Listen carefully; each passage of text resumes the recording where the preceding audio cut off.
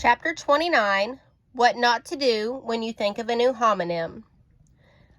On Monday, the weather is gray and wet. I think that if Rain is still lost outside, she must be cold. Maybe she's shivering. Miss Cushel hands out review sheets for math. One arithmetic problem after another. Addition, subtraction, multiplication, and division. I like these sheets. They are very organized. 3 columns of 10 problems on each sheet.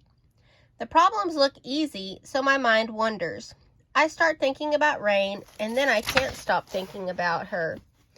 This makes me feel so sad, I decide to count all the prime numbers on the first page. 23, I announced to Miss Liebler. The room is silent except for my voice. 23 prime numbers just on this page, and guess what? 23 is a prime number too. Rose, Miss Liebler looks straight into my eyes and says quietly, "Are you having trouble concentrating? You haven't solved a single problem."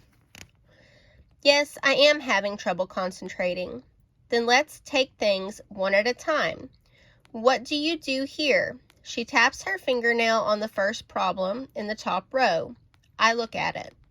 247 times 3.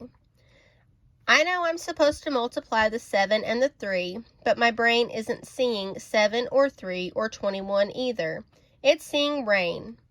Rain lost in the rain. Wet and cold and shivering and hungry. Rose, says Mrs. Liebler again. Now she taps my arm with her fingernail. Tap, tap, tap.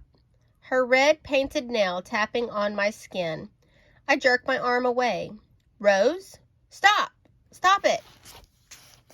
I see Mrs. Cushel and Mrs. Liebler glance at each other.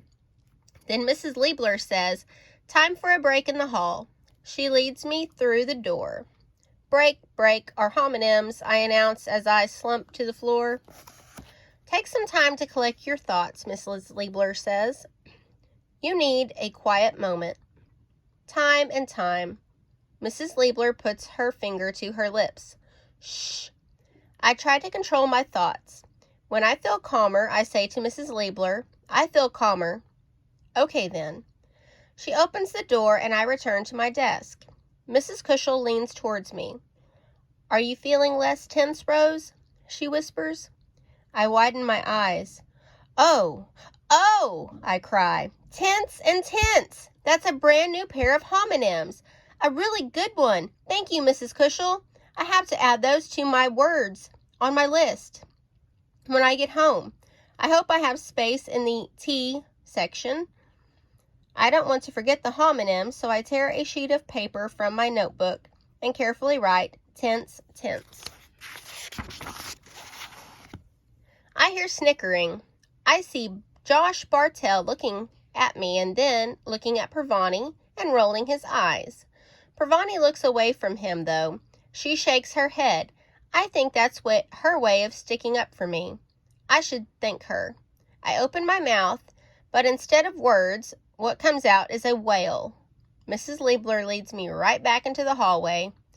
If only I knew that Rain would be waiting for me after school.